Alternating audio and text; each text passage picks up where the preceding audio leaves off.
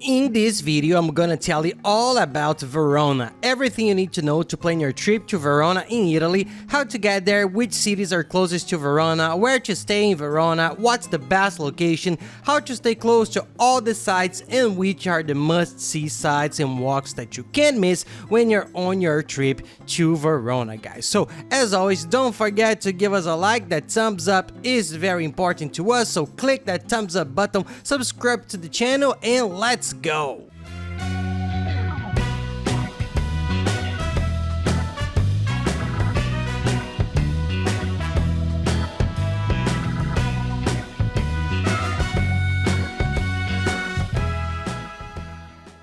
Hey guys, for those of you who don't know me, I'm Gabriel Lorenzi, creator of the Grupo Dicas, the largest travel content network in the world, and today we're gonna talk about Verona, considered by many to be the most romantic city in Italy. For those who don't know, Verona is a popular destination for tourists from all over the world, as it's theoretically the home of Juliet, the story of Romeo and Juliet, which became very famous all over the world. The plays, everything was performed and symbolized in the city, so there's Juliet's house, which we will explain here how to visit, and the city has taken on this romantic Romeo and Juliet kind of tone, and many people come to the city because of this. That's why it's become one of the Italy's main tourist attractions. So let's go, guys. Where is Verona? How do I get to Verona? The easiest way is if you already have Milan or Venice in your itinerary. You will see from the map that Verona is more or less in the center of Milan and Venice. You can get there in an hour and a half by car from Milan, an hour by train, and you can get to Venice or from Venice to Verona in an hour by car or an hour by train. It's super simple, guys. There are direct trains, it's fast, it's easy, it's a good road, it's the easiest way. So if you're gonna visit one of these two cities, it's much easier to include Verona in your itinerary. If you're not going to include any of these cities that are higher up in the north of Italy, then it gets complicated. And why? Because the cities that you're probably going to visit, that everyone visits, which are Rome, Tuscany, Florence, the base of Tuscany, they're further down. So Florence is still more or less close. With a train you get there in 3.5 hours, by car 2.5 hours, a quiet, beautiful journey, but it's 2.5 hours on the road from Florence to Verona. If you're only in Rome, you won't be visiting anywhere else, so it's a bit tiring. By train it's 7 hours, and by car it's 5.5 hours. So take a look, fit it into itinerary, see the easiest way to get there,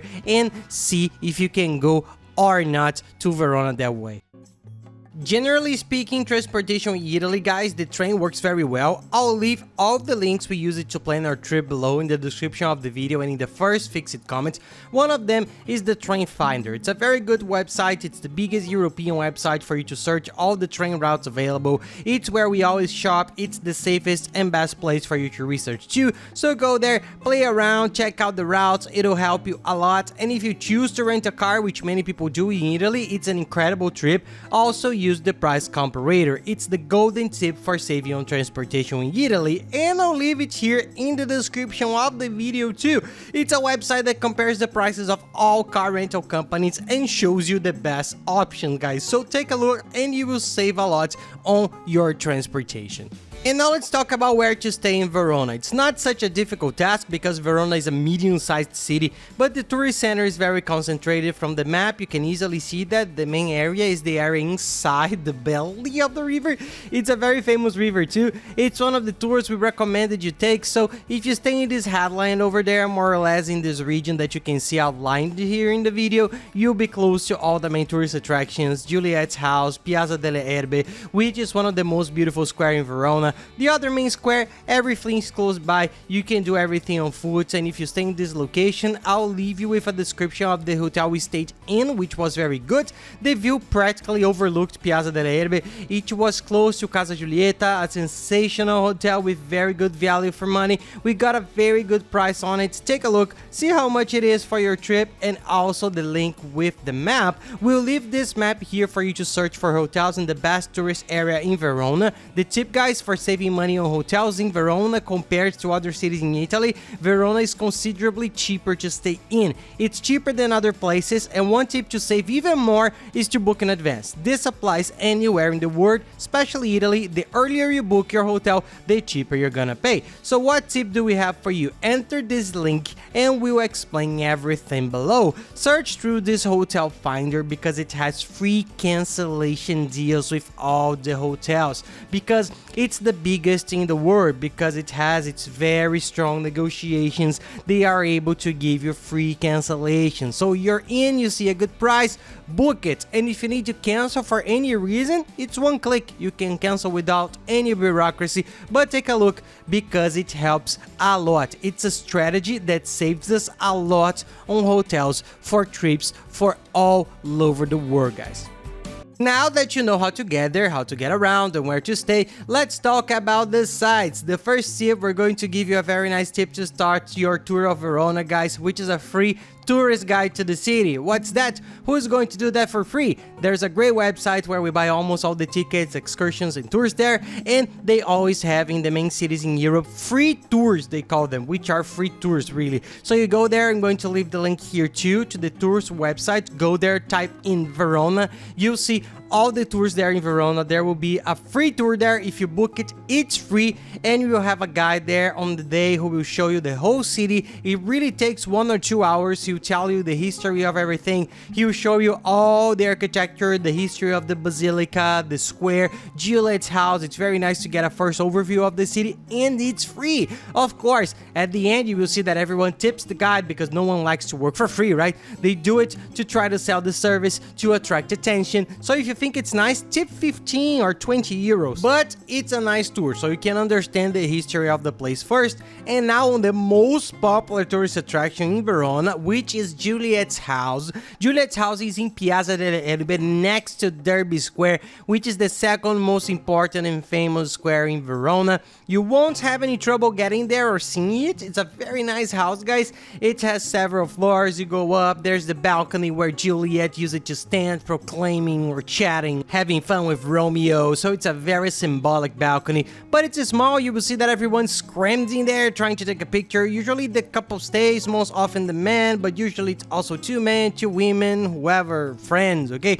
In the group of friends, one stays downstairs, the other goes up and takes that photo leaning over Juliet's balcony. It's a saga. You will see that there will always be people behind. They'll get in the way of the photos, but you can try to get some nice shots. To enter Juliet's house, you will have to pay the entrance fee, which is cheap. We paid around 6 euros. It's very easy. If you'd like a guided tour, that's also a guided tour of Juliet's house on the tours website. I'll leave you with below. There, our guide will explain to you, telling you all about the history of the place, but that's up to you. If you want to go deeper or if you just want to get to know it, there's the square downstairs outside the house. It's a nice walk. It doesn't take too long. With an hour, 2 hours, you get to know the place, take your photos, exchange ideas, and then you go on to the other side. You don't have to spend a lot of time there because it's not such a big house. You just can go there, take your photos, and then you see the rest. And then you can take advantage of the fact that you already be there and visit another very nice tourist spot that I really like in Verona, which is Piazza delle Erbe.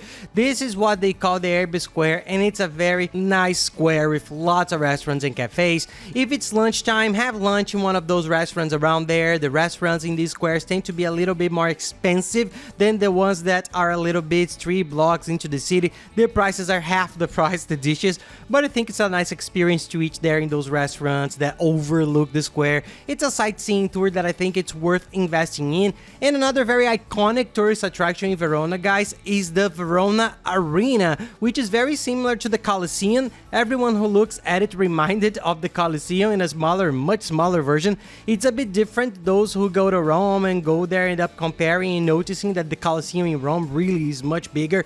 But the greater thing about the Verona Arena, guys, is that it still functions today with shows, theaters, dance festivals, a lot of things still happen there. So if you have the opportunity to go, sometimes there's an opera show. It's very nice. You'll be right there in the middle of that arena. It's very cool. There is a guided tour. If you don't want to see the show, you can just buy the ticket and the guided tour if you want to buy that too, so you can get to know the place, go inside, walk around the whole arena. It's really nice. The guide tour is worthwhile because they take you to see everything inside. Check it out. It wasn't expensive. I remember the price was quite affordable.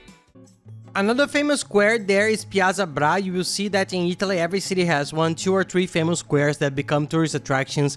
It's the same, they're very open, there are restaurants around, cafes. Take a stroll there, it will be 1 or 2 statues in the middle. It follows the same model, but Piazza Bra is also another famous icon in Verona. Another must-see, guys, is the Basilica of San Zeno Maggiore. It's an incredible basilica with a very different style from the others in Italy. I thought it had a bit more of an identity of its own. It very much follows the Romantic style, even going hand in hand with the style of the city of Verona. It has several nice details, one of the main ones being the copper door at the entrance, an entire door covered in copper. Its architecture, you will see that there are several arches leading up to the end, the lighting, the grandeur of it. So it's a different church. Verona has 4 churches, 4 famous basilicas for you to visit. This one I think is the most iconic. If you want to visit at least one, I think this is the main one for you to visit. You can visit all of them, but if you want to choose one, I recommend this. And a very nice place to enjoy the evening, to see a beautiful sunset, it's the Scaligero Bridge. Everyone says it one way. It's a very difficult bridge to pronounce, but it's very nice. It follows more or less the same structure as the Ponte Vecchio. There are several bridges in Rome that are similar. It's a bridge that connects the city, passes over the river, and has several stores, cafes, and ice cream parlors. Take the opportunity to have a nice Italian gelato, guys. The Italian gelatos, which are the ice creams there, are the best in the world. It's one of the things that we recommend everyone to try because it's really good. So take a look around. It's really a nice place to hang out and pass the time. A nice tip, guys, don't forget the boat trip. This river that runs around the whole of Verona, which is near the tourist center, has boat trips that are beautiful and not expensive. Take a look at the website that sells all the tickets and excursions. There's a very nice tour that's not expensive. It's a super nice boat, it's a super nice treatment, and it's a very nice tour for you to do and get to know this area a bit more, the river, take a little boat ride, give a different tone to the city, and those really romantic vibes over there. Down here, guys, I'll leave all the links to help you organize your trip. Travel insurance, which is mandatory. Don't forget, for the whole of Europe, including Italy, you need to have it. So I'm going to leave you with a website that compares travel insurance with finds travel insurance at half the price of what you'll find in agencies. Search and compare beforehand and you see that the price really is very good. The travel SIM card, so you can use your cell phone at will in Italy throughout Europe. The digital global account, which today is the best way to get money to Europe and all over the world. It's much cheaper than buying euros or dollars in the traditional exchange houses or using your traditional bank card. Take a look, it's all down here, guys, and by following these tips, your trip will be the best possible. You're gonna have the best experience with the best services of all. And that's it, guys. I hope you liked the video. If you like it, please don't forget to give us a like and subscribe to the channel because it really helps us a lot. And don't forget to watch the other videos, which are very good. I'll leave you with the one on how to travel cheaply to Italy, which is very good. It teaches on how to plan your entire trip at the lowest possible price, and the playlist with all the other videos on Italy for you to watch. So thank you very much, guys, and have nice trips.